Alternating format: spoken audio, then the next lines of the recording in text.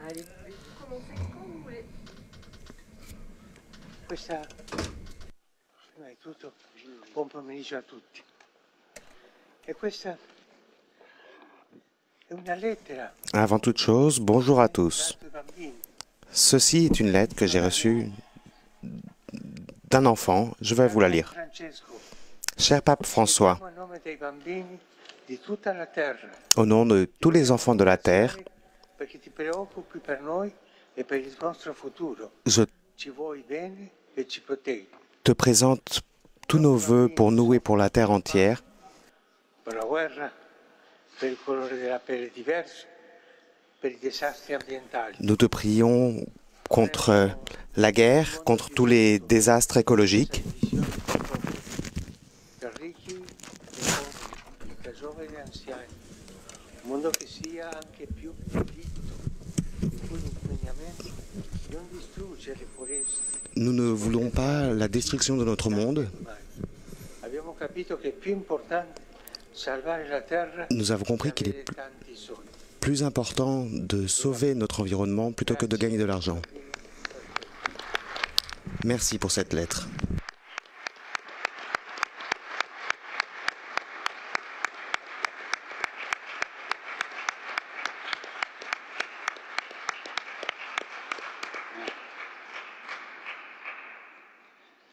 Introduce il sesto panel il Cardinal Mauro Gambetti, arciprete della Basilica di San Pietro e vicario di Sua Santità per la città del Vaticano.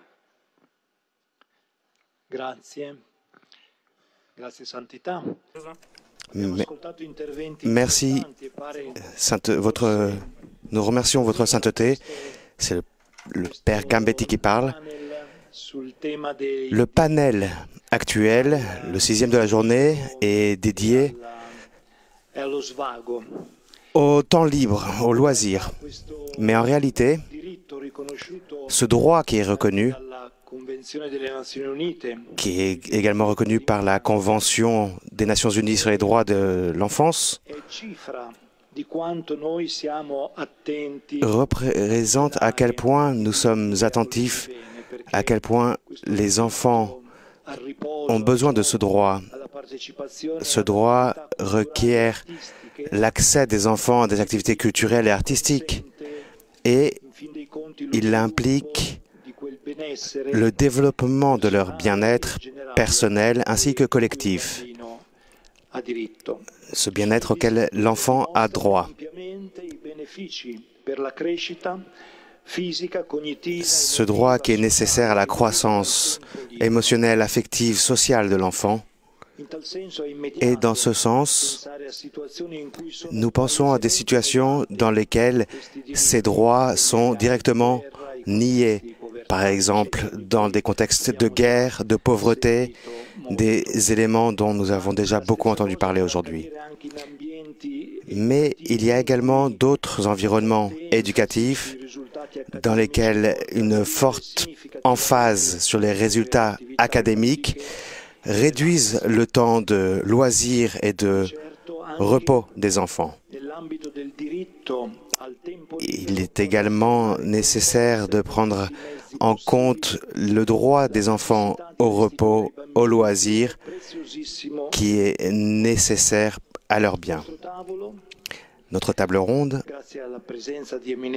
grâce à la présence d'éminents participants que je salue cordialement, reconnaît qu'il y a des racines qui sont décrites dans le titre de ce panel, qui est nécessaire de ménager du temps libre aux enfants, du temps libre de violence, libre de l'oppression, libre de l'exploitation, mais également du temps libéré d'occupations trop structurées, qui peuvent être bien sûr fournies avec les meilleures intentions, mais libres aussi de présence hyper présente afin de accorder un droit à l'orientation propre de l'enfant. Et donc, sur ce sujet, je présente une question que je formulerai de la manière suivante. Pour un enfant, que représente un espace de liberté? Qu'est-ce qui est considéré comme un loisir, comme un moment de récréation? Un temps de partage ou un temps de solitude, de créativité, de jeu, de silence? Voilà quelques-uns des facteurs qui donnent du sens au temps libre des enfants et qui leur permet de prendre conscience de leur dignité propre. Car de cette manière, ils peuvent se sentir respectés et considérés comme une personne en eux-mêmes et non pas comme des objets qui doivent satisfaire des besoins, des attentes plus ou moins légitimes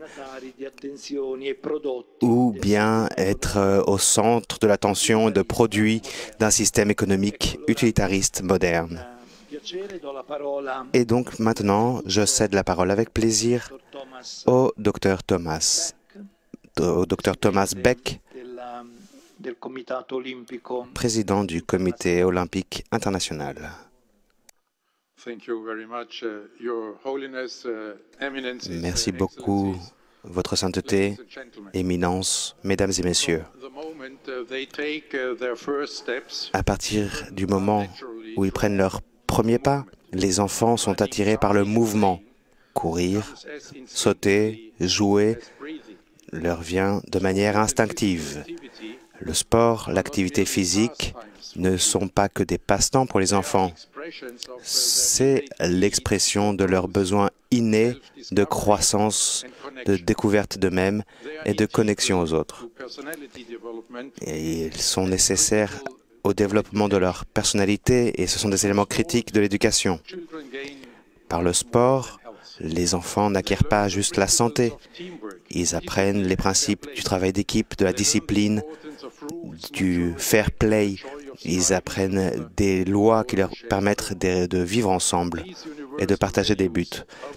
Ces valeurs sont imbriquées dans la base, dans le tissu qui fait le sport. Nous partageons ces valeurs et notre fondateur, Pierre de Coubertin, voyait le sport comme un moyen de rendre le monde meilleur à travers les valeurs promues par le sport. Voilà quelle est notre mission aujourd'hui. Notre fondateur, Pierre de Coubertin, connaissait bien les liens intrinsèques entre le sport et ses valeurs. Par le sport, nous respectons les règles, nous apprenons le respect de nous-mêmes et le respect des autres. Nous construisons des amitiés qui dépassent les frontières et nous développons la paix et la solidarité. Ces valeurs olympiques fondamentales sont des valeurs que nous partageons avec le monde chrétien. La solidarité et la paix en particulier sont des piliers partagés par la foi et par le sport.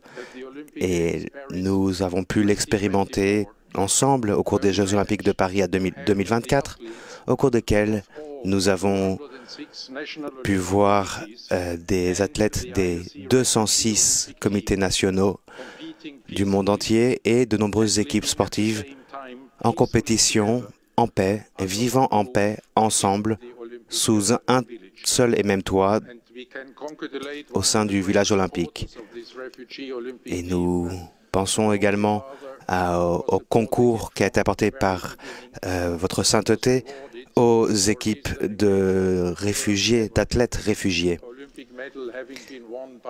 Et nous pensons notamment aux médailles qui ont été remportées par les athlètes réfugiés. Ces valeurs soulignent le fait que nous considérons que le sport est un droit de l'homme, un droit humain naturel. Mais cela ne va pas de soi. Nous avons donc la responsabilité de faire tout notre possible pour que les enfants puissent profiter de ce droit. Le sport doit être sûr, le sport doit être un espace libre de toute forme d'abus et d'exploitation. C'est pour ça que le Comité olympique s'engage dans des mesures, avec l'aide, entre autres, de l'intelligence artificielle, pour que le sport puisse être un endroit sûr pour tous les enfants. Je me permets de vous présenter deux exemples. Le programme de valeurs sportives olympiques atteint 60 millions d'enfants dans divers environnements sportifs et éducatifs à travers le monde. L'année dernière, rien qu'en Inde, 12 millions d'enfants ont appris les valeurs du respect et de l'amitié à travers un programme d'éducation au sport dans la sein des écoles, des valeurs qui vont les aider non seulement sur le terrain de jeu, mais au cours de toute leur vie. De la Grèce au Sénégal, en passant par le Monténégro, l'Italie et la Chine, à travers le globe entier, des valeurs du sport olympique sont adoptées dans des systèmes éducatifs de tout le monde, transmettant les valeurs du sport et olympique aux enfants. Et nous avons également la fondation du refuge olympique qui apporte le sport aux enfants les plus vulnérables, les enfants vivant dans des camps de réfugiés et dans des communautés déplacées. Grâce à notre travail, plus d'1 million d'enfants sur 4 continents ont eu accès au sport qui est nécessaire à leur bien-être physique et mental. Par le sport, ces enfants, ces jeunes ont appris un sens d'appartenance, de solidarité et de paix au milieu d'un contexte difficile. Toutes ces initiatives soulignent le rôle du sport dans l'éducation et sa valeur universelle. Le sport est bien plus qu'une activité physique. Le sport, c'est la santé, c'est l'inclusion, c'est le respect, c'est la prise de pouvoir, c'est la solidarité et la paix. Aujourd'hui, grâce à l'initiative du Saint-Père, nous nous souvenons de notre responsabilité collective, celle de construire un monde meilleur pour nos enfants. Pour parvenir à ceci, nous devons agir plus vite, viser plus haut, nous devons être plus forts et nous devons nous tenir la main. C'est pour cela que nous sommes tous présents ici. Quelle que soit votre mission dans la vie, tenons-nous ensemble par la main pour nous assurer que les enfants, tous les enfants, aient accès à un sport dans un contexte sûr. Et dans cet esprit, nous pouvons vivre la devise olympique plus vite, plus haut, plus fort, ensemble. Merci beaucoup.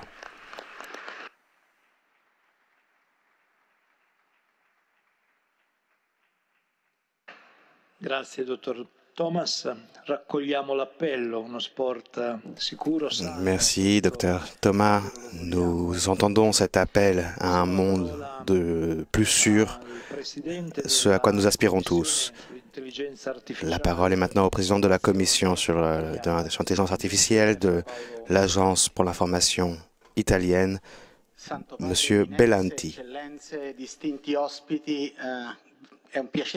Saint-Père, éminents invités, c'est un plaisir pour moi d'être ici.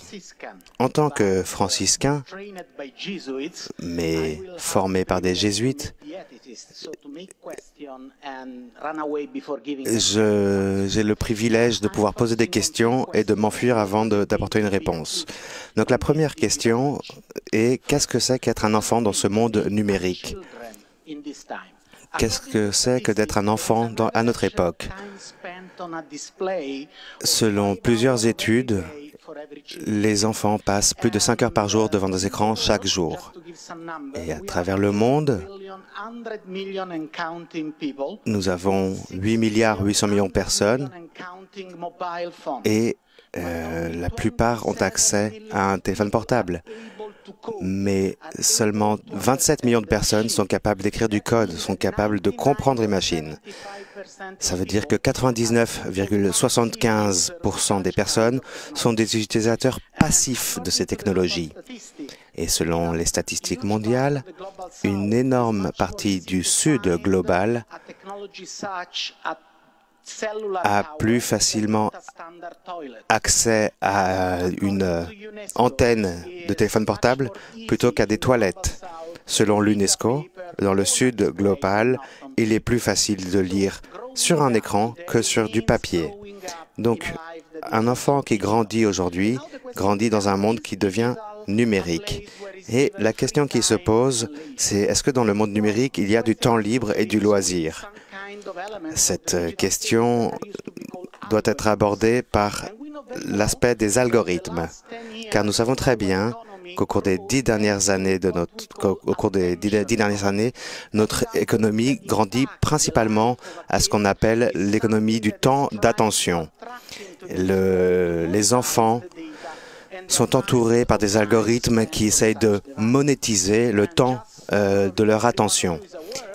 Et chacun d'entre vous est probablement conscient du fait que des villes telles que New York et plusieurs organisations mondiales ont mené des procès contre ces algorithmes, car ces algorithmes monopolisent le temps des enfants. Mais il y a beaucoup d'algorithmes qui ont pour visée d'influencer le comportement des enfants et de les orienter vers une sorte d'architecture de pensée pour qu'ils achètent ce que les gens veulent qu'ils achètent. Et donc ces algorithmes également d'intelligence artificielle s'orientent vers une économie de l'intention et de l'attention qui a pour but d'influencer les enfants dans leurs choix. Ce qui nous amène à la dernière question. Que pouvons-nous faire?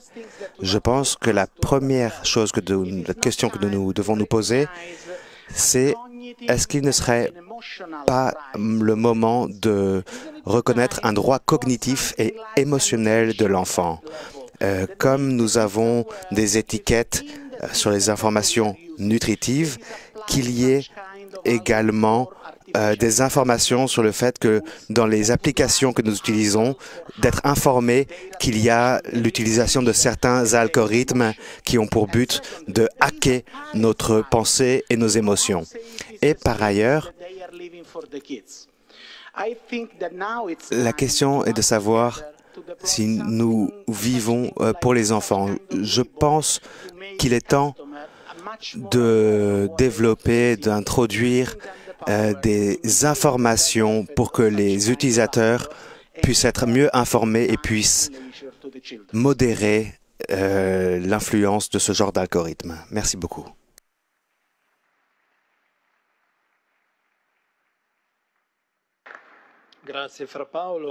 Merci, frère Paolo. Nous rappelons que l'année dernière, nous avons abordé cette question du temps libre avec les instruments technologiques, ces instruments aussi avancés et ces moyens de récréation. La parole est maintenant au docteur Michael Marek, président de l'Ordre du Sourire. Cher Saint-Père, chers dirigeants, éminences, excellences, chers invités, me tenant devant vous, je tiens à souligner une valeur qui est souvent oubliée, mais qui est essentielle pour le développement et le bonheur de chaque enfant. C'est le droit au temps libre et au temps de repos. C'est un droit qui est inscrit dans l'article 31 de la Convention du droit des enfants. Mais dans un monde marqué par les inégalités et les conflits, ce droit tient rarement sa toute pleine efficacité. Chaque enfant, nonobstant son lieu de résidence, a le droit à sa dignité propre. C'est ce que nous a rappelé Janusz Korczak, lui qui disait qu'il n'y a pas d'enfants, il y a des personnes. Et donc, dans le cadre de la dignité de chaque enfant, il y a ce droit au repos, ce droit aussi à poursuivre ses passions. Ce n'est pas un geste de pitié, mais c'est une reconnaissance de la dignité et du droit de chaque enfant. Même si le monde a fait des grands progrès dans le domaine des droits des enfants, trop d'enfants vivent dans des conditions qui enfreignent leur dignité. Dans des pays tels que la Syrie, l'Ukraine, l'Irak, le Yémen, les enfants vivent dans des conditions qui brisent leur enfance. Des enfants qui sont forcés à des travaux difficiles dans des usines ou dans des champs en Afrique ou en Asie n'ont pas le droit aux enfants. Les enfants qui souffrent en raison d'abus physiques ou psychologiques sont également privés d'un sentiment de sécurité. Et face à ces défis, nous posons la question, comment pouvons-nous parler d'un droit au repos et au loisir lorsque tant d'enfants n'ont pas le droit à la vie, à l'eau ou à des conditions sûres? Mais en fait, face à ces défis, ce droit est encore plus important comme un symbole d'espérance et de dignité et de développement d'un monde plus sûr, que les enfants ne sont pas juste,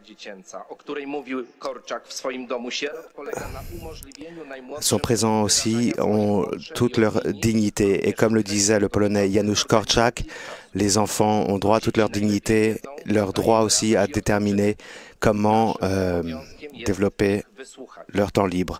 Notre obligation est de les écouter. La Pologne, mon pays, en tant que patrie également de Janusz Korczak et œuvrant aux organisations internationales pour les droits des enfants, aussi au sein de l'UNICEF, s'engage pour la défense des enfants et la participation des enfants. Les droits des enfants doivent être un droit reconnu au centre de chaque politique. Et il ne s'agit pas juste d'assurer leurs besoins les plus élémentaires, mais également d'assurer leur développement dans une atmosphère de confiance et de respect.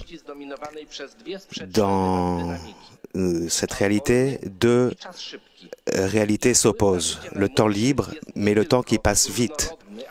Donc, les besoins des enfants sont non seulement diversifiés, mais nous devons assurer également leur croissance et leur repos. Le pape François a souligné qu'il existe un vrai repos et un faux repos. La société actuelle impose aux enfants un temps rapide, un emploi du temps rempli d'activités scolaires et extrascolaires, rempli de devoirs. Dans ce contexte, les enfants sont obligés d'être disponibles et sont les victimes de cette culture de l'empressement. Ils sont les victimes de l'ambition des adultes et ils perdent leur droit au repos. En effet, ils sont stressés, fatigués et parfois même épuisés. De plus en plus souvent, des experts soulignent que la dépression frappe les enfants. Le temps libre, c'est un moment de liberté, de repos et de découverte du monde autour de soi. Ce n'est pas qu'un moment de respiration, mais c'est également un moment de créativité et de découverte. Le pape François a souligné que le monde d'aujourd'hui offre plus de loisirs, de divertissement qu'il n'offre d'occasions de repos. L'homme, je cite, n'a jamais pu ressentir qu'aujourd'hui, mais il n'a jamais été face à autant de vide, disait le pape François. Le repos n'est pas une fuite de la réalité, mais c'est une bénédiction. La clé est de trouver le bon équilibre. Les enfants ont le droit à un vrai temps libre et à des moments libérés de toute pression. Le temps libre n'est pas un luxe, c'est la base de la santé de l'enfant. La santé de l'enfant que nous devons protéger avec notre plein engagement. En donnant à l'enfant la possibilité d'avoir du temps libre, nous lui permettons de se découvrir soi-même, ses talents et ses passions. Un enfant qui pourra ainsi grandir pour apporter le bien dans le monde. C'est pour cela que j'appelle aujourd'hui à ce que nous prenions des engagements pour protéger la dignité des enfants de par le monde entier, que ce soit dans les lieux de conflit, dans les écoles ou sur leurs lieux de divertissement. Que les paroles du pape François et de Janusz Korczak puissent nous aider à soutenir les droits des enfants, leur dignité, que ce soit toujours des priorités pour nous. Merci beaucoup.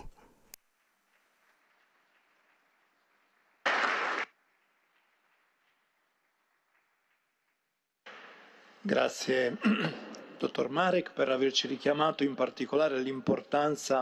Merci, Dr Marek, de nous avoir rappelé l'importance d'un repos sain qui permette d'être un repos créatif, tout comme Dieu qui se repose tout en créant et en régénérant le monde. Nous donnons la parole maintenant au Dr Wang, le président exécutif du Forum philanthropique Est-Ouest. Thank you.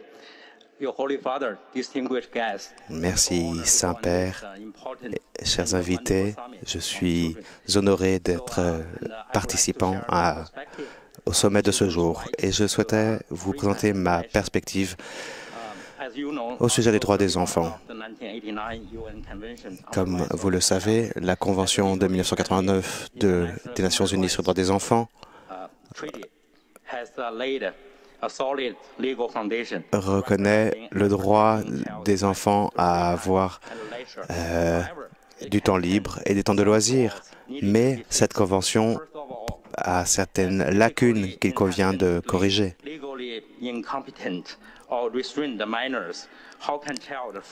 Comment pouvons-nous libérer des enfants ménager des temps libres aux enfants lorsque ceux-ci n'ont pas accès à des infrastructures de base, au transport, par exemple. Et donc, cette convention promeut non seulement les droits des enfants, mais elle est nécessaire pour le bien-être des enfants. Donc, si nous devons promouvoir le droit des enfants à loisir, nous devons aussi ménager la possibilité concrète pour que les enfants puissent profiter de ce temps libre. Évidemment, il y a des raisons qui peuvent directement mettre en danger ces droits aux loisirs, comme par exemple la guerre ou d'autres circonstances. Mais de nos jours, il y a également les outils numériques et l'intelligence artificielle qui posent également des grands défis par rapport à cette question des droits des enfants à un toit libre. Comment est-ce que les enfants peuvent profiter de ces droits? Après 36 ans, près de 200 pays ont ratifié ce droit, cette Convention des enfants, mais seulement 9 pays ont développé des vraies politiques pour implémenter ces droits. Donc la question qui se pose est comment nous pouvons transposer les droits des enfants qui sont sur le papier dans des droits concrets. L'article 31 implique que les organisations étatiques doivent garantir ces droits des enfants et passent par des partenariats publics-privés, PPP, et également des partenariats entre des ONG et des compagnies privées. Et il y a également la nécessité d'impliquer tous les corps sociaux pour promouvoir les droits des enfants au temps libre et à des temps de récréation. Ces deux formes de partenariat permettraient d'augmenter les possibilités concrètes d'accès des enfants à ces droits qui leur garantissent du bien-être dans leurs loisirs. Et donc, les corps sociaux d'assistants, mais également les corps étatiques, doivent coopérer. Je vous donne ici un exemple.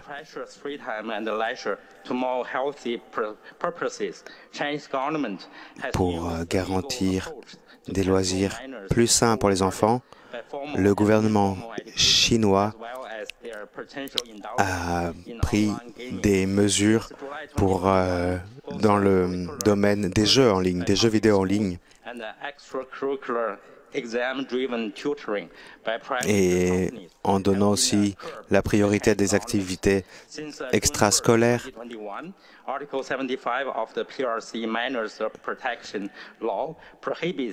Et la loi chinoise interdit aux compagnies de jeux vidéo de fournir leurs services aux enfants le soir, entre 8h et 9h du soir, afin que les enfants aient au moins ce temps ménagé, libéré d'activités en ligne.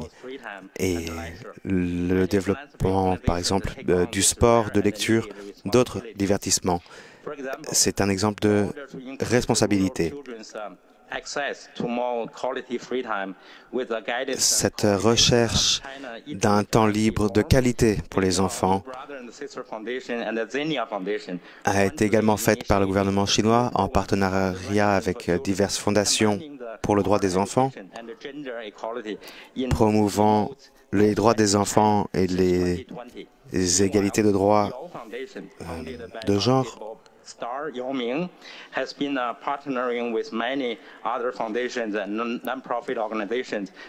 De nombreux partenariats avec des ONG développent également le développement d'activités sportives et voilà justement des exemples de partenariats publics-privés ou de partenariats entre corps sociaux et corps gouvernementaux qui montrent la voie que nous suivons dans le futur. Et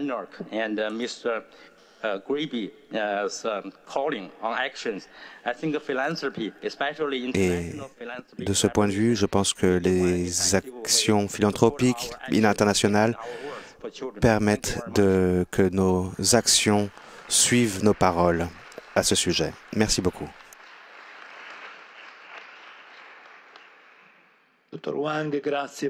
Merci, Dr. Wang, de nous avoir rappelé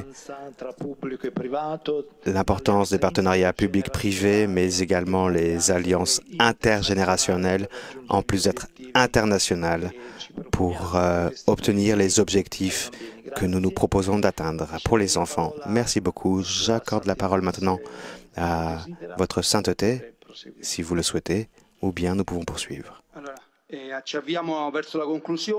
Nous nous approchons du terme de ce dernier panel, le droit des enfants à vivre libre de la violence. Le premier point, c'est l'exploitation des enfants par le travail. Le cardinal Fabio Biagio. Permettez-moi de commencer par remercier tous les organisateurs de ce sommet sur le droit des enfants, de me donner l'opportunité d'être le modérateur de ce panel au sujet des droits de l'enfant à vivre libre de la violence. Et je souhaitais rappeler la catéchèse donnée par le Saint-Père le 8 janvier 2025. Aujourd'hui, nous tournons nos enfants, nos regards vers un monde libéré de la violence, mais nous oublions de regarder à travers les yeux des enfants qui ont été mis à la marge, exploités et abusés. Le siècle qui génère l'intelligence artificielle et conçoit des existences multiplanétaires n'a pas encore pris la mesure du fléau de l'enfance humiliée, exploitée et mortellement blessée. Pensons bien à cela. L'Évangile nous montre que Jésus aime particulièrement les enfants et en les citant comme exemple pour entrer dans le royaume de Dieu. Ses disciples et toute personne de bonne volonté sont appelés à faire tout ce qui est possible pour que les enfants ne soient pas spoliés de leur enfance, de leur bien-être, en particulier à travers le travail forcé. Au cours d'une autre audience, le pape François a manifesté son inquiétude vis-à-vis de la violence auquel sont soumis les enfants dans certaines circonstances particulières. Je cite, « Même de nos jours, des centaines de milliers de mineurs, même s'ils n'ont pas l'âge nécessaire pour entrer dans l'âge adulte, sont forcés de travailler et de manière particulièrement difficile, sans parler des enfants qui sont réduits à l'esclavage, qui sont réduits à la prostitution ou dans le cas de la pornographie. Dans nos sociétés, malheureusement, il y a de nombreuses manières par lesquelles les enfants sont victimes d'abus et d'exploitation. En tant qu'Église, que société, nous sommes appelés à agir de manière concrète. Et donc, j'ai l'honneur maintenant de présenter les interlocuteurs de ce panel. À commencer par Philippe Van Uylen-Leggen, fundamental principles and rights at the World Branch Governance and Tripartism Department, qui est responsable du département de la protection des droits élémentaires de l'Organisation mondiale du travail. Merci, Votre Sainteté, Votre Majesté, Excellences, chers invités, Mesdames et Messieurs, au nom de l'Organisation mondiale du travail, de notre directeur Gilbert Rumbolek, je souhaite d'abord vous remercier de nous donner l'occasion de prendre la parole. Les enfants, les droits des enfants sont sous pression aujourd'hui plus que jamais. Il y a un mois, j'ai eu le privilège de visiter un de nos projets, une mine en République démocratique de Congo. J'y ai rencontré Jean-François, un enfant de 15 ans qui mine du cobalt, un élément qui est essentiel pour ces appareils que nous utilisons tant. Il y a aujourd'hui 160 millions d'enfants comme Jean-François qui sont victimes de l'exploitation des enfants, un travail que nous qualifierons tous de très difficile. 70% travaillent dans des petites fermes ou des petites mines. Ces chiffres viennent d'une organisation internationale et de l'UNICEF. Ces chiffres sont brutaux et nous ne pouvons pas y être indifférents, comme nous l'avons dit ce matin. Nous avons l'obligation de nous impliquer pour la protection des enfants. La volonté politique existe. Il y a 26 ans, l'Organisation mondiale du travail a signé la Convention 182 interdisant le travail des enfants. En 2020, il y a eu la première convention. Ce fut la première convention de l'Organisation mondiale du travail à être reconnue unanimement. Cette convention interdisant le travail des enfants, l'exploitation des enfants dans les conflits armés, l'exploitation sexuelle des enfants et l'exploitation des enfants mettant en jeu leur santé. La Convention 138 de l'Organisation mondiale du travail complète la première convention en fixant un âge minimum pour les enfants et en imposant une obligation légale à ce que tous les enfants aient le droit à l'éducation. Ces conventions ont été signées, mais leur implémentation sont incomplètes. Donc, avant tout, nous connaissons les solutions. Nous savons ce que nous devons faire. Nous devons garantir un droit universel à l'éducation. Nous avons besoin de protection sociale pour que les familles ne soient pas forcées à recourir au travail des enfants lorsqu'un membre de la famille tombe malade ou perd son travail. Nous avons besoin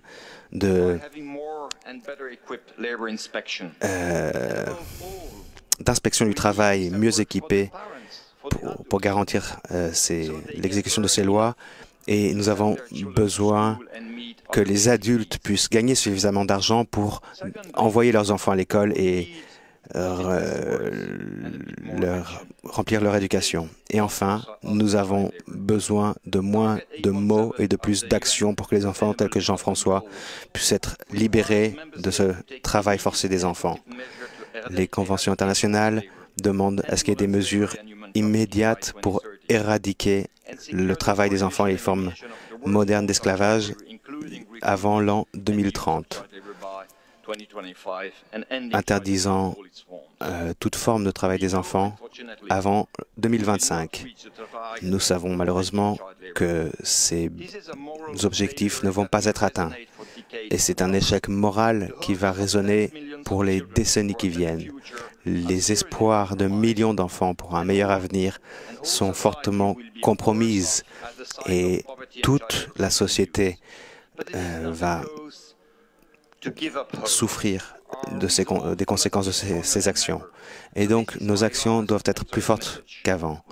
Voici mon dernier message. Nous avons besoin d'une meilleure coopération internationale entre les gouvernements, les syndicats, les sociétés civiles et les communautés impactées. Tous doivent travailler ensemble. Nous avons beaucoup à gagner en interdisant le travail des enfants et en promouvant des réponses légales à ces actions. C'est pour cela que l'Organisation mondiale du travail a lancé un partenariat mondial en 2016 pour aider chaque pays membre de l'ONU à remplir ses objectifs de réduction du travail des enfants. Plus récemment, sous la direction de la Direction générale de l'Organisation mondiale du travail,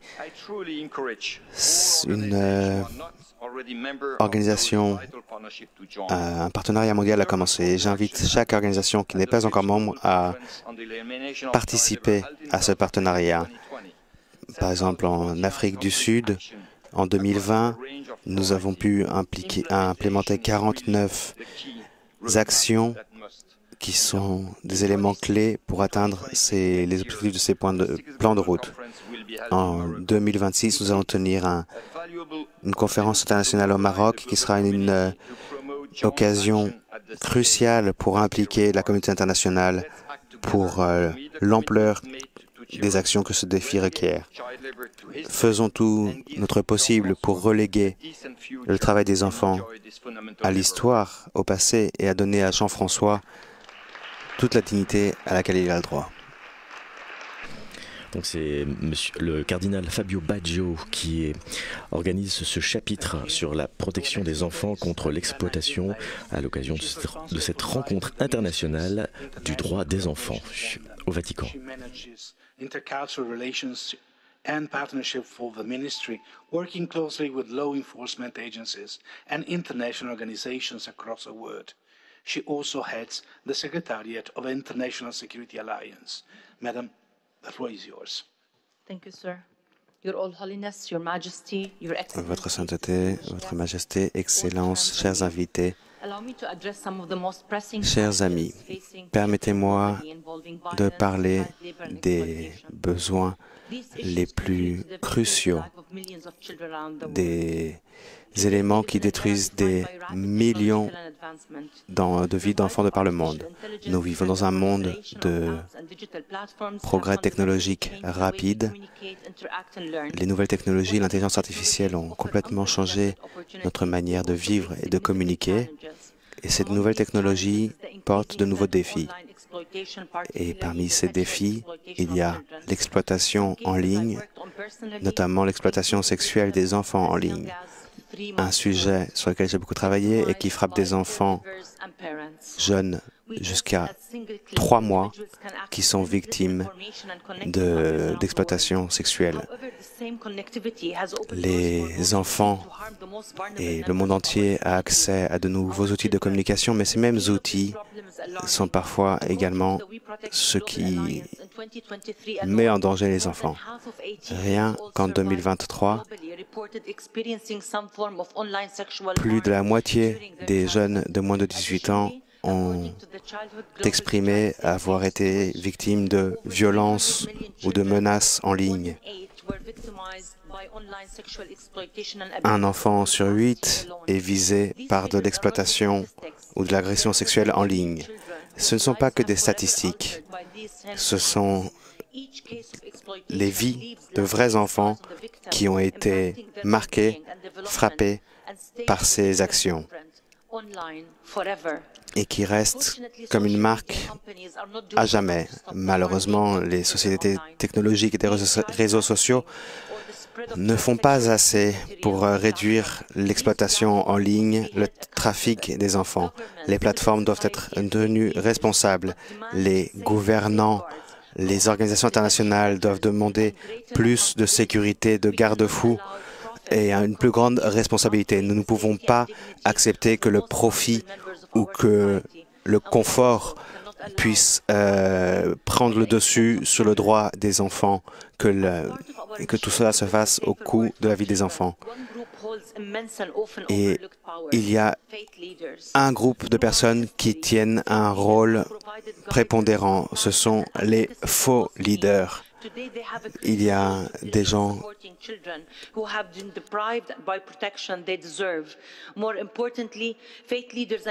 et donc les leaders, toutes ces personnes doivent tenir un rôle plus important pour garantir le droit des enfants, que ce soit dans les grandes villes ou les petits villages.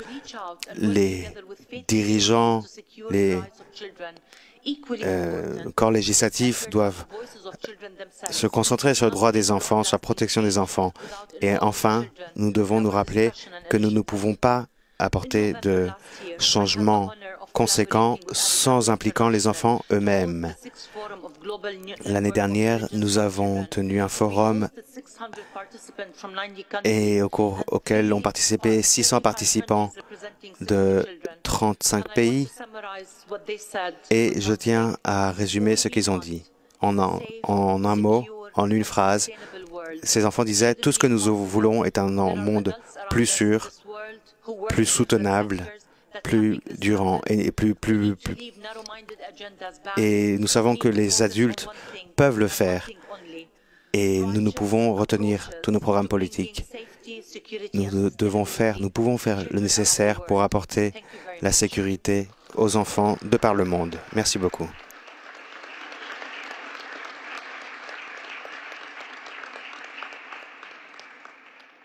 Thank you. Our next speaker is Marta Belloni. She is an Argentinian sister at the Congregation of Theresian Carmelite Missionaries.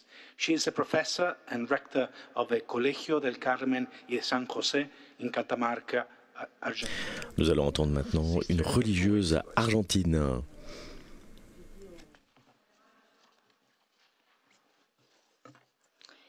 Querido Papa Francisco, Cher Pape François, queridos hermanos, chers frères, estamos aquí nous sommes esta mañana, ici ce matin no cabe duda que es para salvaguardar pour, la Declaración Universal de los Derechos del Niño. pour défendre la Déclaration des droits des enfants. Que aún no han adherido, se sumen a partir de esta convocatoria. En Argentina, desde 1989, tiene rango y jerarquía constitucional. Y sin embargo, nos encontramos hoy con una enorme... Nous nous rencontrons aujourd'hui parce que la législation et la réalité doivent concorder.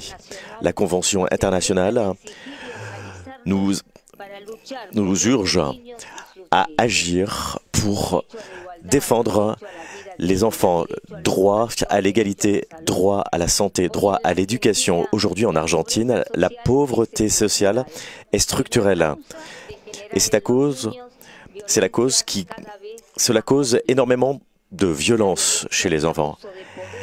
La violence de l'abus de pouvoir dans l'État, la corruption, et alors que l'État doit faire attention aux enfants, les droits humains et sociaux, les enfants ne sont pas toujours éduqués, ne sont pas toujours intégrés dans les États, dans leur pays.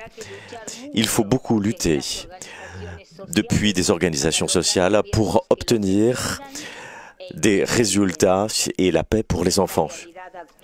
Les réalités actuelles existantes et la protection des droits des enfants, nous rencontrons que les articles 34 et 35 et 36 de la Convention contre l'abus et l'exploitation sexuelle qui traite des enfants n'est pas accompli. Nous devons faire très attention et nous devons donc, nous les organisations et les congrès des États, nous devons exiger l'accomplissement de ces règles. Sans travail, beaucoup de personnes se droguent. Beaucoup vont faire beaucoup d'actions qui sont mauvaises, alors qu'ils auraient pu avoir plusieurs opportunités pour faire du bien, mais ils sont maltraités malheureusement. La loi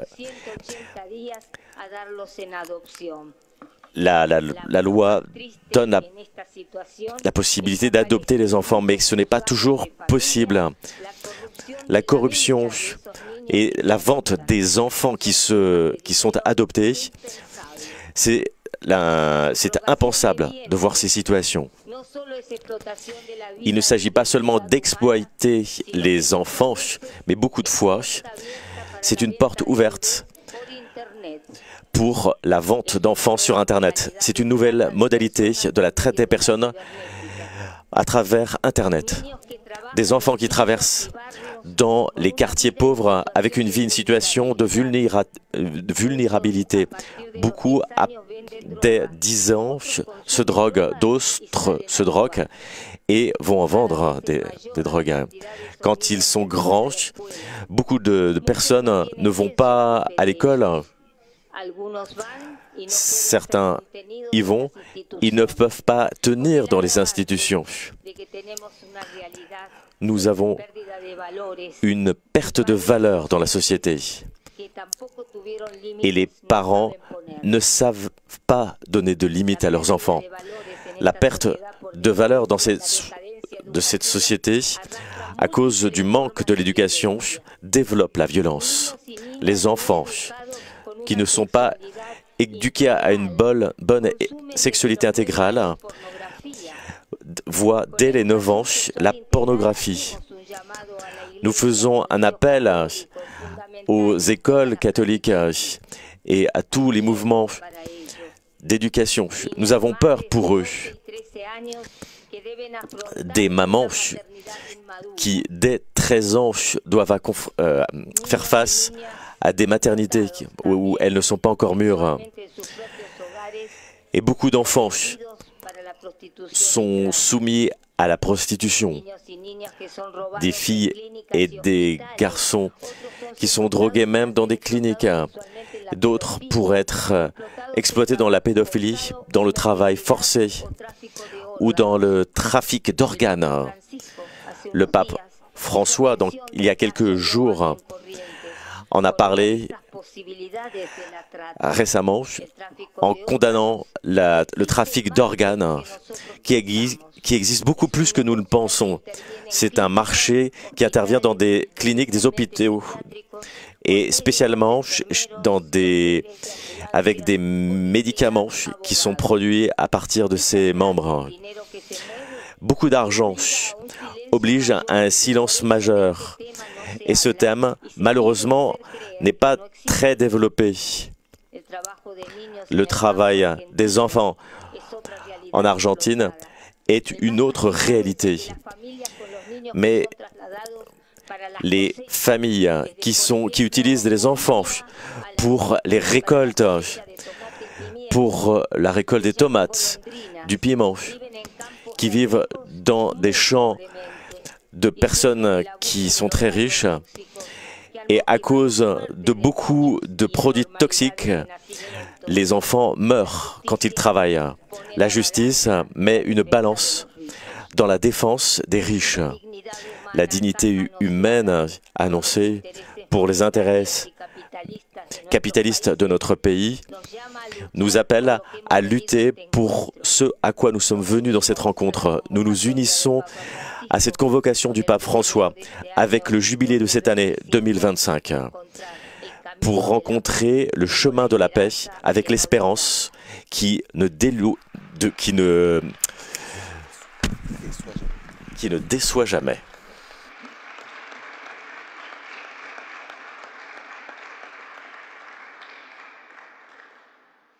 Muchas gracias, hermana. Next speaker is Kailash Satyarthi.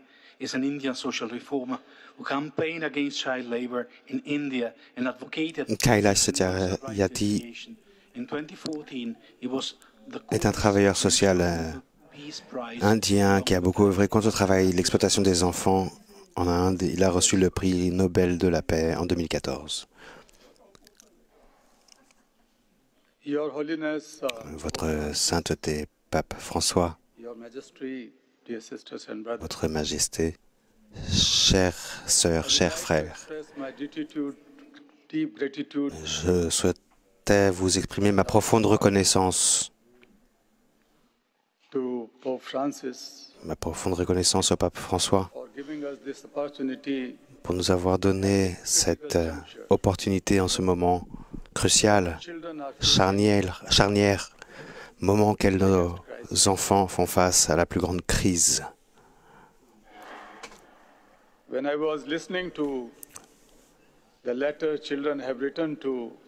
Alors que j'ai écouté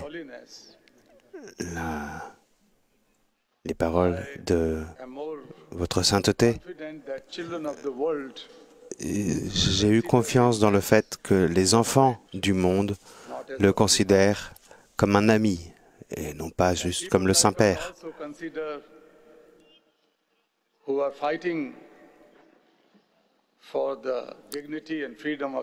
Et que nous, les personnes qui œuvrons, qui luttons pour la liberté et la dignité des enfants, nous aussi, nous vous considérons comme un ami. Je vous ai rejoints, vous tous, aujourd'hui, en applaudissant chaque interlocuteur après chaque discours. Et je l'ai fait car j'ai foi en votre inquiétude et votre implication pour les enfants. Mais en même temps, j'ai honte. J'ai honte car nous manquons à nos devoirs vis-à-vis des enfants tous les jours. J'ai honte lorsque j'entends ces chiffres, ces statistiques que nous entendons depuis 45 ans. Combien d'enfants sont maltraités, réduits en esclavage, traités comme des animaux, voire pire que des animaux. Ce ne sont pas des statistiques, ce sont des êtres humains. Il y a quelques années, au sein de mon travail habituel, lorsque j'ai sauvé un groupe de jeunes enfants qui travaillaient dans une carrière, ils étaient tous réduits en esclavage depuis plusieurs générations, depuis 3 générations. Une jeune fille de 18 ans était traumatisée. J'ai essayé de la consoler et d'un coup, elle a posé sa main sur mon dos et elle m'a demandé « Homme, pourquoi n'es-tu pas venu plus tôt ?»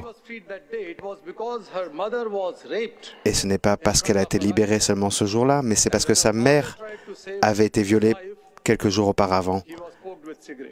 Et lorsque son père a essayé de lui porter assistance, il a été méprisé, humilié, et elle a vu elle-même son petit frère mourir. Et donc, ce n'est pas qu'une histoire, c'est l'histoire d'une jeune femme, et quiconque croit en Dieu, quiconque veut le bien de l'humanité, nous devons écouter ce cri de douleur. Et il ne s'agit pas de répéter les mêmes choses. Nous connaissons le problème, nous connaissons les solutions. Mais les enfants qui produisent de la richesse au prix de leur enfance et de leur liberté, qui sont ces enfants? Ce sont des enfants dont les cris ne sont pas entendus. Ce sont des enfants dont les parents qui sont tués à Gaza, en Ukraine, en Érythrée, dans plusieurs pays du monde. De qui est-ce que ce sont les enfants? Ce sont des enfants qui sont vendus, achetés. Ce sont les enfants de qui? Ce sont vos enfants et mes enfants. Et si nous n'avons pas ce sentiment d'appartenance, de connexion avec nos enfants, alors le monde n'avancera pas. Alors, mes amis, nous devons aller profondément à la racine de ce problème. Le problème, c'est que nous perdons ce sens de l'urgence. Il y a un sérieux manque, un sérieux déficit de responsabilité morale. Il y a un précipice qui s'élargit entre les gens qui résolvent les problèmes et les problèmes qui souffrent de ces problèmes. Nous sommes trop éloignés des personnes qui souffrent de ces problèmes. Et voilà le problème.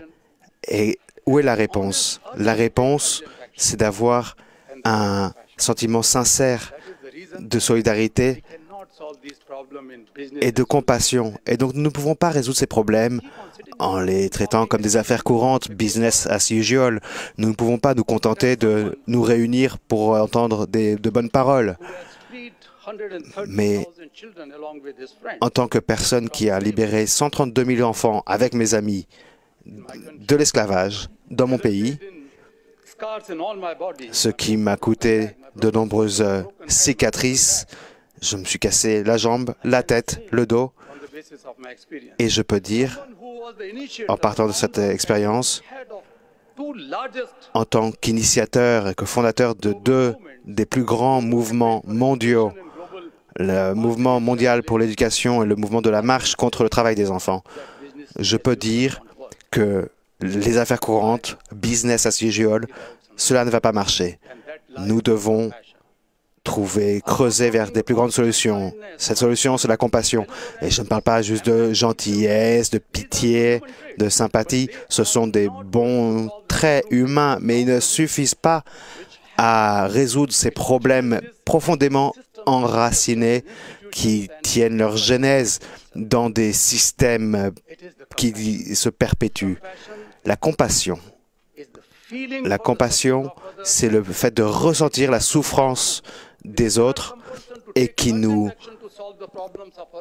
empresse, qui nous urge à les ressentir comme nos propres problèmes. Et voilà ce qui est nécessaire dans notre monde. Votre sainteté, nous avons des marchés mondialisés, des économies mondialisées, des lignes d'approvisionnement, des constitutions, des lois. Le monde n'a jamais été aussi bien organisé qu'aujourd'hui, aussi bien informé qu'aujourd'hui. Mais lorsque les enfants nous appellent, voilà l'heure de mondialiser la compassion. Et je souhaite lancer ce nouveau mouvement pour la compassion mondiale, pour définir, pour lancer une nouvelle idée d'un quotient de compassion, pour mesurer le niveau de compassion et le rehausser dans les organisations, les sociétés et au sein des nations. Nous devons affronter ces crises par la compassion et par l'action. Nous devons créer une culture qui puisse résoudre les problèmes. Puissions-nous mondialiser la compassion pour le bien de tous nos enfants. Merci.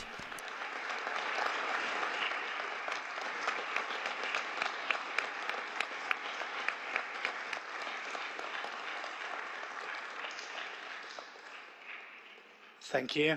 Our last speaker is Salvatore Sciacchitano. In 2010, he was appointed Executive Secretary of the European Civil Aviation Conference.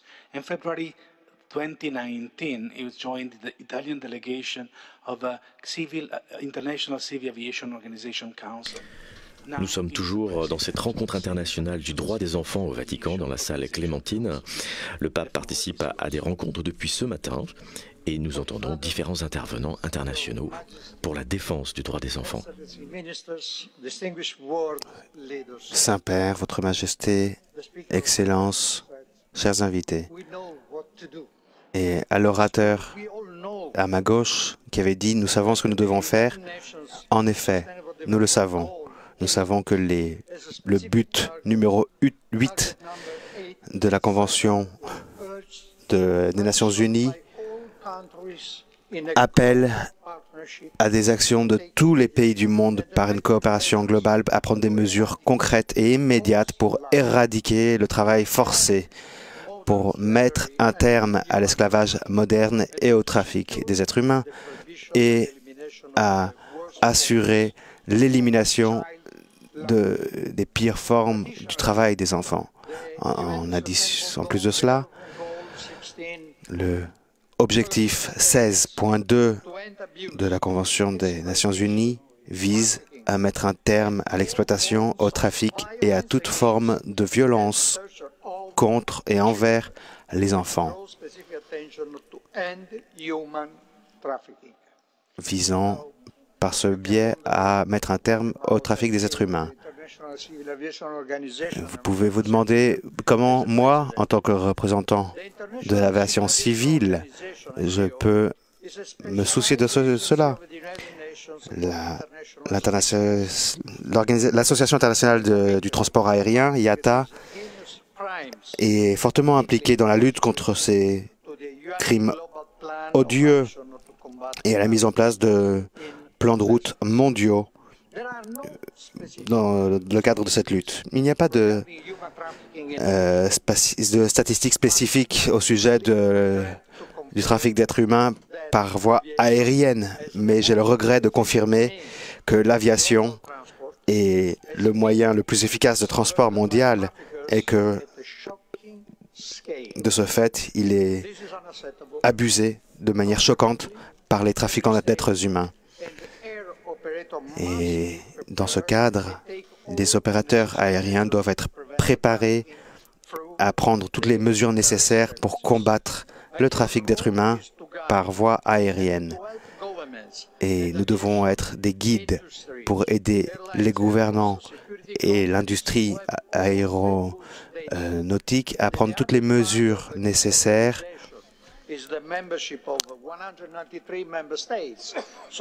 Nous avons 193 pays membres qui peuvent être menés dans le cadre de ces initiatives. Nous pouvons adopter des standards, des pratiques recommandées pour trouver des stratégies efficaces pour lutter contre le trafic d'êtres humains par voie aérienne.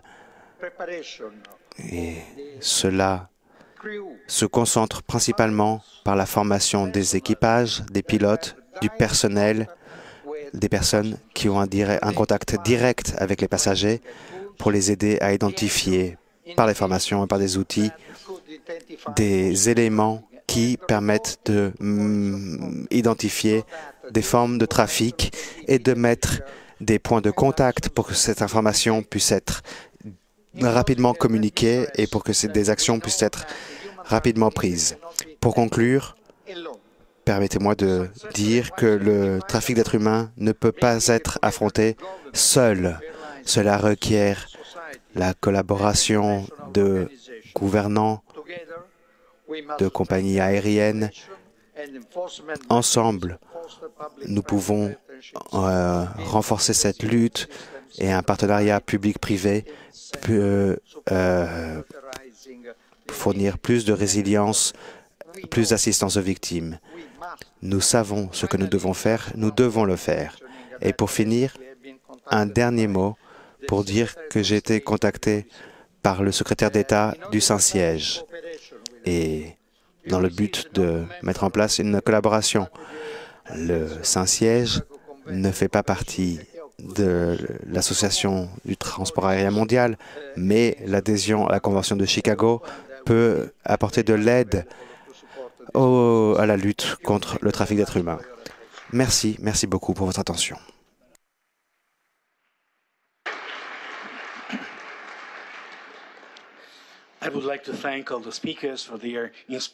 Je tiens à remercier tous les interlocuteurs pour leur prise de parole inspirante et je rends la parole au secrétaire, au dirigeant de ce sommet.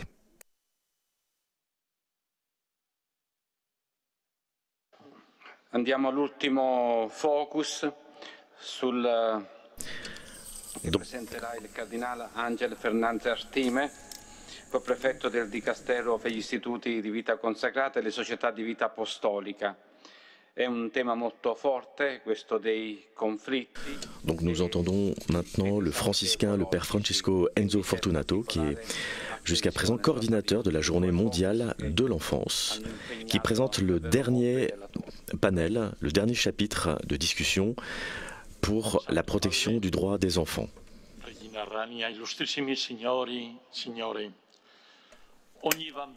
Père Saint, illustres invités, mesdames et messieurs, chaque souffrance d'enfant est un cri qui s'élève vers Dieu. Ce sont les paroles du Saint-Père, le pape François. Les actions des Nations Unies pour l'enfance, l'UNICEF, estime que 193 millions d'enfants sont impliqués dans des groupes de forces armées dans divers rôles, en tant que combattants, en tant que messagers, espions ou en tant que victimes de sévices sexuels. Ces enfants sont spoliés de leur enfance, de leur innocence, de leur avenir et trop souvent de leur propre vie. Le pape le souligne. Chacun d'entre eux est un cri qui monte vers Dieu et qui accuse les adultes qui ont mis des armes entre leurs petites mains. Il y a de nombreuses organisations internationales qui œuvrent inlassablement pour sauver ces enfants. Mais la réalité nous montre qu'il y a encore bien à faire et que malheureusement les dommages physiques ou psychologiques auxquels sont soumis ces petits laissent des conséquences irréversibles. Et dans les pires des cas, leur avenir demeure pour toujours tronqué. Et certains ne parviennent jamais à reprendre le fil de leur vie. La deuxième partie, soins et défense de la maison commune. Le dilemme est de comprendre si nous travaillons pour une culture de vie ou pour une culture de mort. C'est à nouveau les mots du Saint-Père, c'est-à-dire si nous nous obstinons à ne pas entendre le cri de la terre et si nous nous orientons vers encore plus de détérioration, de destruction de la planète, destruction qui sera la nôtre et qui représente non seulement une offense à Dieu, mais nous pouvons aussi plutôt œuvrer à une culture de la vie et être attentifs aux cris de la terre et écouter la supplique des pauvres. Pour cela, il nous est nécessaire d'avoir une nouvelle architecture financière qui puisse répondre aux besoins du Sud global, des pays insulaires qui sont fortement frappés par les désastres climatiques, reconnaissant ainsi la dette écologique. C'est un plan de marche pour la défense de notre maison commune, ainsi que l'affirme le pape François. Face à tous les genres de négationnisme que les experts ici présents connaissent bien, il y a de la place pour une révolution des petits pas et des actes quotidiens. Et pour finir, nous allons donner la parole à 3 personnes. En premier lieu, je donne la parole à M. Ameyeten, à M. Arayassi, président d'Interpol. Merci. Votre Sainteté, Votre Majesté, Excellences, chers invités, Mesdames et Messieurs, j'ai l'honneur de me tenir devant vous aujourd'hui à cette réunion importante, le sommet des dirigeants mondiaux sur le droit des enfants. Je tiens d'abord à exprimer ma reconnaissance au pape François d'avoir annoncé ce sommet et l'engagement à défendre les enfants de par le monde. En ce temps d'urgence profonde et ce besoin de responsabilité, les dirigeants, le secteur privé et des organisations humanitaires se réunissent ici au Vatican, menés par la sagesse de sa sainteté, de votre sainteté, le pape François. Ce n'est pas juste une réunion, c'est un engagement mondial vis-à-vis des plus vulnérables. C'est un rappel que chaque enfant, quelles que soient ses origines, mérite de grandir dans un environnement dans lequel il est aimé, protégé et dans lequel il a la possibilité de s'épanouir.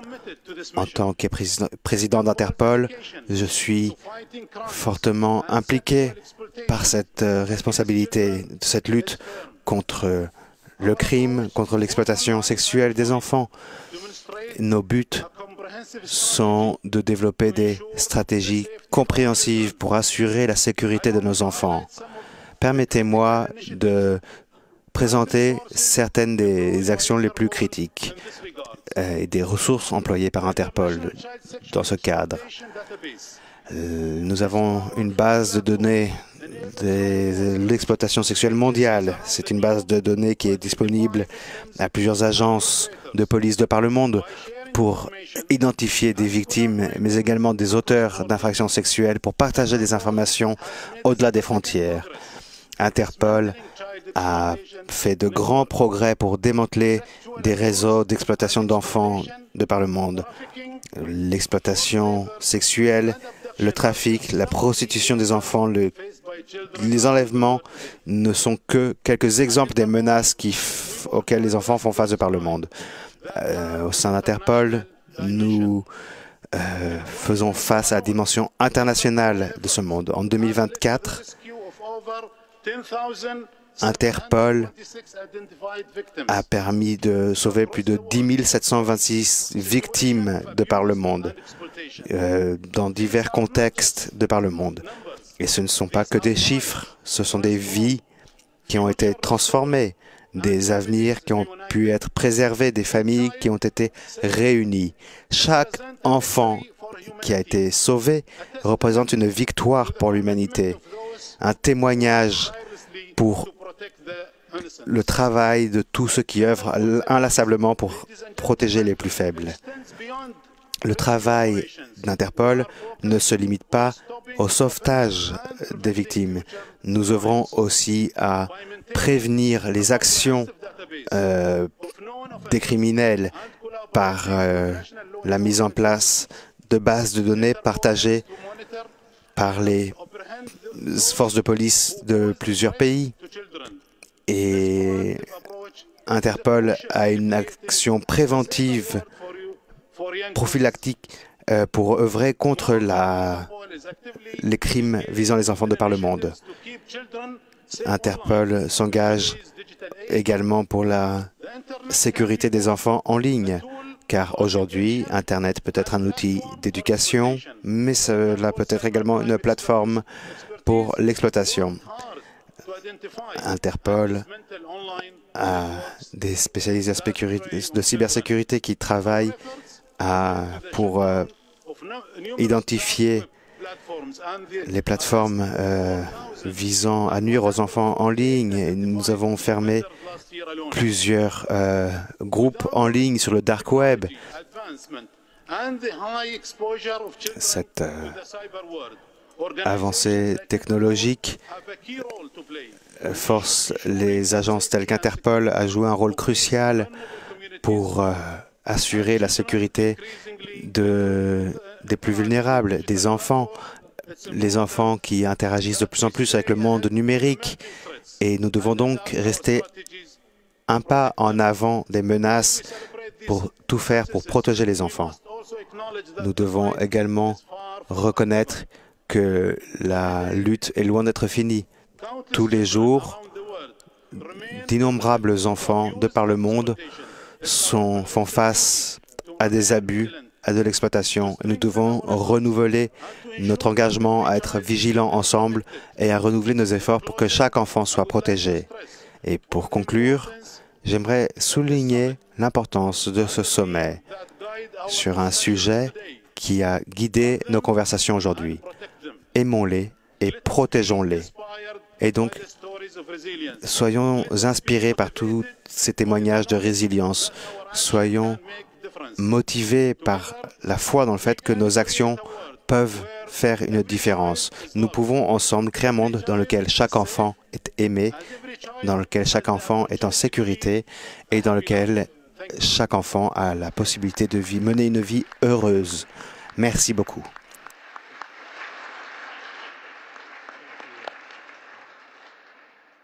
Thank you, Mr. Ahmed.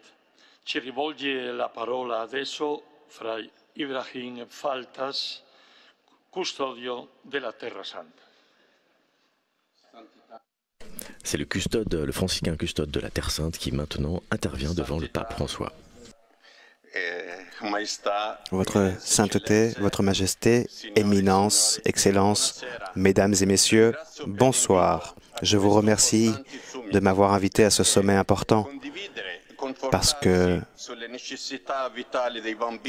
le fait de pouvoir partager, d'échanger au sujet des droits des enfants est le premier pas sur le chemin de la vérité, de la liberté, de la justice.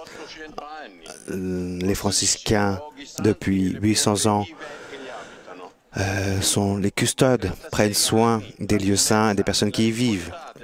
Notre communauté est témoin depuis 800 ans de la vie de la Terre Sainte, une terre bénie, mais également martyre. Je suis directeur d'école et je connais les désirs, les rêves des enfants et des jeunes qui vivent en Terre Sainte. Ce sont les mêmes besoins et les mêmes difficultés que des jeunes de cette génération qui vivent dans des situations de conflit. Mais en Terre Sainte, les jeunes et les enfants vivent les mêmes conditions que leurs parents et que leurs grands-parents. La guerre qui a débuté il y a 16 mois a porté mort et destruction, a multiplié de manière particulière la souffrance des enfants palestiniens ainsi que des enfants israéliens. À Gaza, ils ont souffert de la faim, de la soif, du froid, du manque de soins et du manque d'éducation. Les besoins les plus élémentaires n'ont pas pu être remplis et la paix qui est tant désirée pourrait apporter le soulagement qui est nécessaire aux enfants, mais il sera très difficile d'effacer les traumatismes visibles ou invisibles qui ont laissé des cicatrices sur le corps et sur l'esprit des enfants. Bon nombre d'entre eux a perdu des parents, ont perdu des frères et sœurs, ont perdu des points de repère, des points d'appui pour leur développement, pour leur croissance.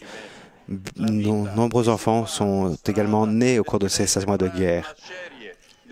Et au sein de cette boucherie de la guerre, il est nécessaire d'avoir des signes d'espérance qui ne déçoivent pas et qui ouvrent le cœur. Le nombre d'enfants qui sont morts au cours de ces 16 mois de guerre sont si nombreux et bien nombre d'enfants n'ont même pas eu la possibilité de se sauver. Les enfants qui ont survécu ne peuvent pas aller à l'école car les écoles ont été détruites. 39 000 enfants l'année dernière n'ont pas pu passer leur examen du baccalauréat et bien nombreux autres enfants auront la même épreuve, la même difficulté cette année. Nous devons comprendre comment pouvoir les aider à distance, comment nous pouvons partager leur souffrance, car ces enfants ne voient pas d'avenir et ils perdent l'espérance. Et je pense également à tous leurs amis qui ont perdu la vie. D'autres ont perdu leur avenir. L'avenir d'une terre qui a été contaminée par la guerre, qui a été empoisonnée par la guerre.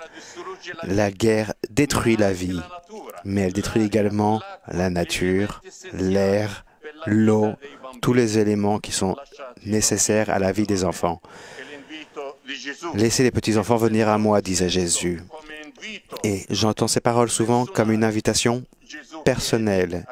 Jésus demande aux adultes de son époque de faire de la place, de laisser de la place aux enfants. Et il demandait aux adultes hier, comme il demande aujourd'hui, de permettre à ce que les enfants soient accueillis et écoutés. Dans cette image classique, nous le voyons assis, car pour parler et écouter un enfant, il est nécessaire de se mettre à leur niveau. Les enfants regardent le monde avec les yeux de la vérité. La vérité commence par le pas de la simplicité. Les enfants nous regardent. Soyons des exemples, soyons des modèles de vie. Nous le sommes, des exemples, des modèles de manière positive ou négative. Jésus demande de protéger les enfants, car à travers eux, nous protégeons également l'avenir de l'humanité.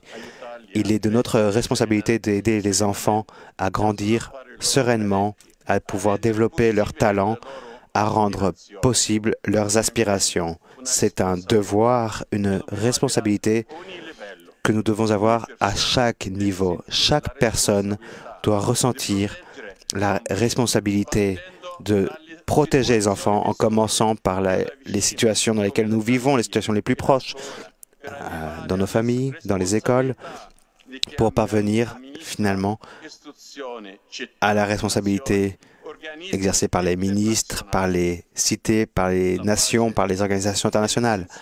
La paix, bien essentiel, est le droit principal des enfants. Ils ont le droit de connaître le bien en adéquation avec la paix, qui permet l'éducation, le respect de la vie, le respect du prochain. Les enfants doivent être éloignés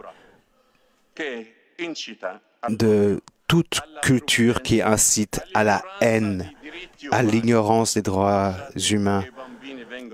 Laissez les petits-enfants venir à moi. Ce sont les mots de Jésus que j'entends comme une exhortation, telle que le dit le pape François, à avoir plus de soins envers les enfants, envers tous les enfants du monde, israéliens, palestiniens, russes, ukrainiens, africains, de toute nationalité, de toute confession religieuse. Je pense que tous les hommes, toutes les femmes de bonne volonté entendent cet appel, cette nécessité, mais la force de pouvoir continuer nous vient de l'appel du pape François. Alors, merci beaucoup, pape François. Dans votre hôpital de l'enfant Jésus, tant d'enfants provenant de zones de guerre reçoivent soins et protection. Ces enfants représentent ce petit enfant qui, dans la nuit sainte, à Bethléem, a apporté paix et salut au monde entier. Et pour cela, et pour tant d'autres raisons, avec la même simplicité du cœur, cette simplicité de cœur d'enfant, je souhaite vous dire merci. Merci Saint-Père.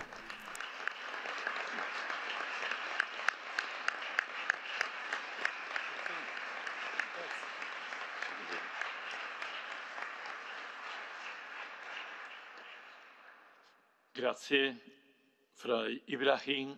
E per ultimo, in questo gruppo, il panello, la parola a Mr. Al Gore, premio Nobel della pace, e credo che lo conosciamo anche come una delle prime voci.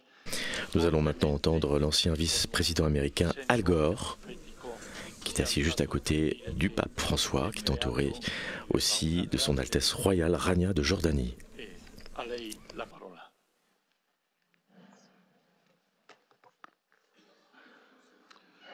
Your Holiness, Votre Sainteté, chers cardinaux, Votre Majesté, chers chefs d'État, chers invités, c'est véritablement un grand honneur d'être un participant de cette grande réunion.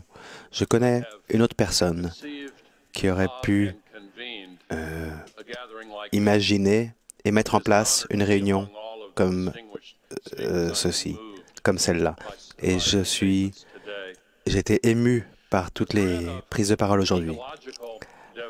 La menace d'une dévastation écologique qui comprend la crise climatique, mais également la crise de la biodiversité, est une responsabilité, un fardeau terrible que nous plaçons sur les épaules de nos enfants. N'ayant eux-mêmes commis aucune faute, ils héritent d'une planète qui est au bord du précipice. Comme vous l'avez dit en 2018, Votre Sainteté, lors du 3e anniversaire de votre encyclique prophétique Laudato Si, vous avez dit, je cite, qu'il y a le vrai danger que nous ne laissions aux générations futures que des ruines et un désert. Vous avez parlé de cette crise existentielle à laquelle nous faisons face, dans laquelle cet aveuglement mondial nous empêche de voir comment notre système économique est en train de nous mener vers l'exploitation des personnes et de la planète au prix de nos valeurs morales et au prix de l'avenir de nos enfants. Si l'humanité a longuement été aveugle aux effets des gaz d'effet de serre, c'est également parce que un des plus grands facteurs du réchauffement climatique, le dioxyde de carbone, est invisible, est inodore. Mais Récemment, les scientifiques et Mère Nature elle-même nous ont montré clairement les résultats du réchauffement climatique, alors que les conséquences, les dommages causés par le réchauffement climatique deviennent de plus en plus visibles. Un aspect important de la crise climatique que beaucoup n'ont pas vu pendant bien longtemps, et même avant l'encyclique Laudato Si, c'est un élément qui est maintenant bien connu, que le réchauffement climatique, une planète qui se réchauffe, impacte de manière inégale, plus particulièrement les plus pauvres, et impacte en particulier les enfants, les femmes, les personnes âgées, les personnes souffrant de maladies mentales et les agriculteurs qui travaillent à l'extérieur lorsque les conditions climatiques rendent des conditions de travail insoutenables à l'extérieur. Les personnes qui ont le moins contribué aux raisons de la crise souffrent le plus des conséquences. Et nous faisons face aujourd'hui à une autre forme d'aveuglement. Peut-être que nous ne voyons pas tout simplement la souffrance des pauvres qui pourrait nous forcer à agir. Et encore une fois, je vous cite votre sainteté. Peut-être qu'il y a une manière d'expliquer cela, que tout simplement nous ne voulons pas voir et ainsi nous ne le voyons pas. Mais ce que nous ne voyons pas, les enfants de notre planète le ressentent et ils ressentent une angoisse existentielle qui est provoquée par des décennies d'inaction et nous avons le devoir de renouveler, rétablir la confiance des enfants envers l'avenir. Des enfants qui grandissent dans un monde de plus en plus marqué par le chaos climatique et leurs yeux à eux sont de plus en plus ouverts. Dans 3 des 4 évangiles, nous lisons la parabole du serviteur infidèle. Lorsque le maître de la maison part en voyage et il appelle son serviteur à être un bon maître de maison. Et des voleurs viennent et ils viennent dérober les propriétés de la maison et le serviteur dit que tout simplement il dormait. Mais cette excuse n'est pas acceptée par le maître. Et cet appel que nous avons tous à être des bons maîtres de maison, nous avons tous le devoir d'être éveillés, non seulement en tenant nos yeux ouverts, mais en tenant nos cœurs ouverts, nos esprits ouverts et à agir. Et cela va au-delà de l'activisme des jeunes et de nouveaux appels à réveiller la conscience collective. Nous ne pouvons pas placer le fardeau sur la génération future. Nous ne pouvons pas forcer la génération future à résoudre les problèmes créés par la génération précédente. Nous devons apprendre de nouvelles manières de penser. Ces nouvelles manières de penser doivent nous apprendre à modifier profondément notre système financier et politique pour prendre en compte les aspects et à mettre au centre le bien-être de tous, le bien-être climatique. Nous avons toutes les solutions dont nous avons besoin. Nous avons même des modèles prouvés, mais certains craignent que nous n'ayons pas la volonté politique pour les mettre en place. À tous ceux qui doutent que nous, en tant que communauté humaine, nous pouvons réunir la volonté politique, je vous tiens à vous rappeler que la volonté politique est elle-même une énergie renouvelable. Merci beaucoup. Bonjour si vous nous rejoignez.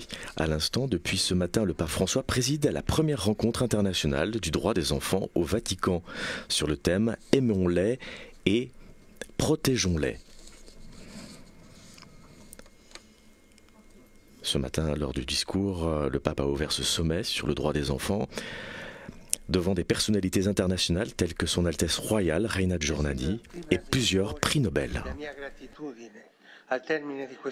Je souhaite vous exprimer ma reconnaissance de tout cœur pour votre participation à cette journée dédiée aux droits des enfants. Grâce à vous, le Palais apostolique est devenu aujourd'hui un observatoire concentré sur le droit des enfants du monde entier. Une enfance des enfants qui sont trop souvent blessés, foulés aux pieds. Votre expérience, votre témoignage, votre compassion ont donné vie à un observatoire, mais avant tout à un laboratoire. Par divers groupes thématiques, vous avez travaillé sur diverses thématiques liées aux droits des enfants, les regardant non pas comme des chiffres, comme des nombres, mais comme des personnes. Tout cela rend gloire à Dieu, et à Dieu nous faisons confiance parce que son Esprit Saint le rend fécond et nous permet de donner du fruit. Le Père Fata a dit un mot qui me plaît beaucoup. Il a dit que les enfants nous regardent. C'est également le titre d'un film célèbre. Les enfants nous regardent. Ils nous regardent et ils regardent comment nous allons de l'avant dans notre vie. De mon côté, au sujet de ce devoir, je vais préparer une lettre, une exhortation ou je ne sais quoi, qui va être dédiée aux enfants.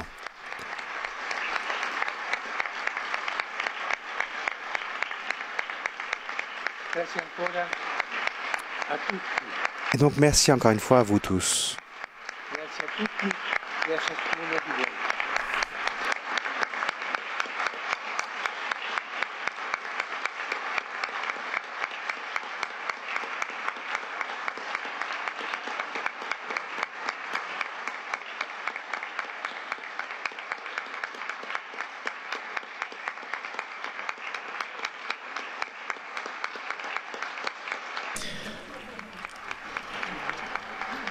Ce matin, le pape François, devant des personnalités internationales, a rappelé à ne jamais s'habituer aux violations des droits des plus petits. Le pape disait « L'enfance bafouée est un cri silencieux qui dénonce l'injustice du système économique, la criminalité des guerres, le manque des soins médicaux et de scolarisation. »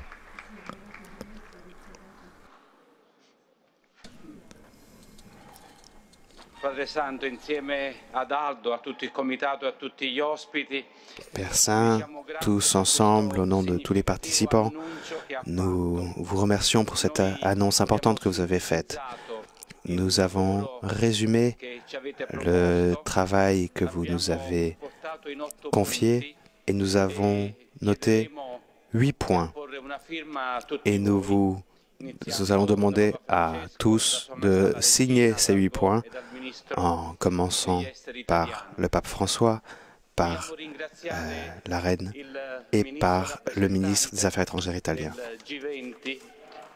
Nous souhaitons également remercier le ministre le représentant du G20 qui a dit qu'il allait apporter la lettre du pape à la prochaine réunion du G20, ce qui est très important à nos yeux.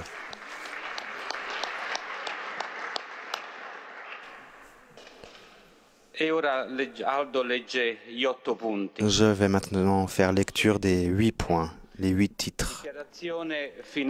Déclaration finale du sommet mondial au sujet des droits des enfants. Je ne lirai que les titres.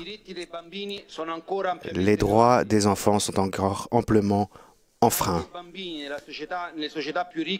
Même dans les sociétés les plus riches, les enfants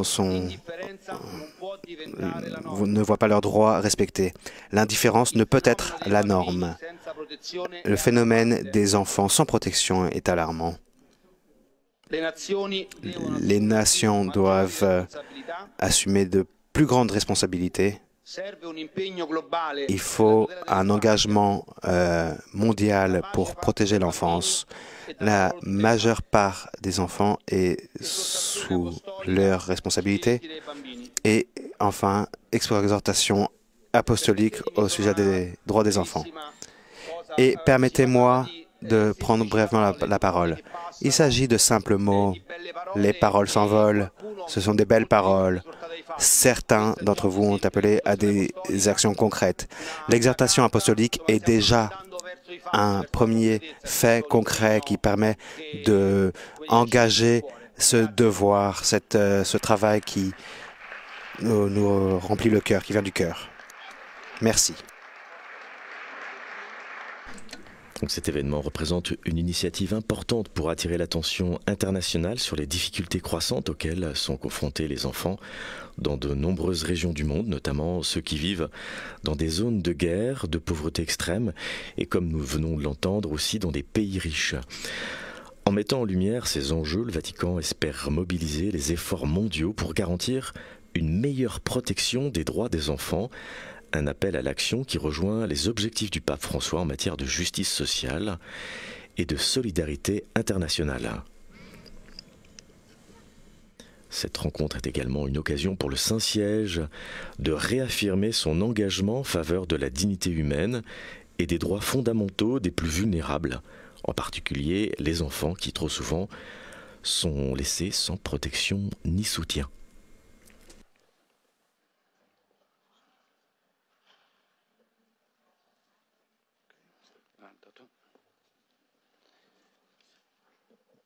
Donc le document est signé par toutes les autorités présentes lors de ce sommet sur le droit des enfants.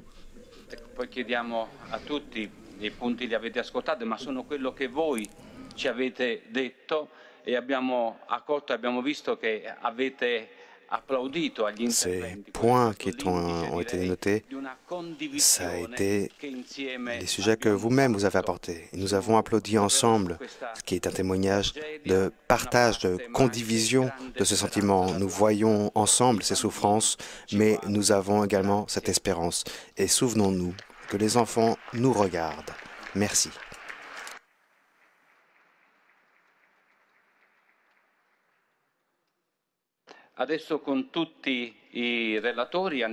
Maintenant, avec tous les rapporteurs, nous allons aller dans la salle adjacente, la salle Clémentine. Nous allons faire une photo du pape avec les différents orateurs. Et enfin, nous allons rejoindre tous les participants et nous allons faire une deuxième photo de groupe.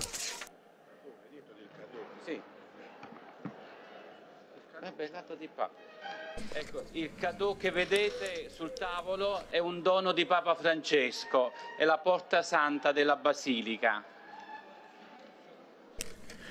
Lors de l'audience générale du mercredi 8 janvier 2025, le pape avait alerté sur l'exploitation des enfants. La première catéchèse de l'année, donc 2025, a été dédiée par le pape François aux plus petits après avoir initié un nouveau cycle intitulé « Jésus-Christ, notre espérance », et dont la première partie met en évidence l'enfance de Jésus. Le pape François s'est arrêté tout particulièrement ce mercredi sur le sort des enfants exploités, blessés et humiliés par les guerres, le travail et les abus. Et il disait « Celui qui n'accueille pas le royaume de Dieu à la manière d'un enfant n'y entrera pas ». Et méditant sur ce passage de l'Évangile, selon saint Luc, le souverain pontife a fait le choix de dédier cette première catéchèse de l'année aux enfants lors de cette audience générale du début d'année.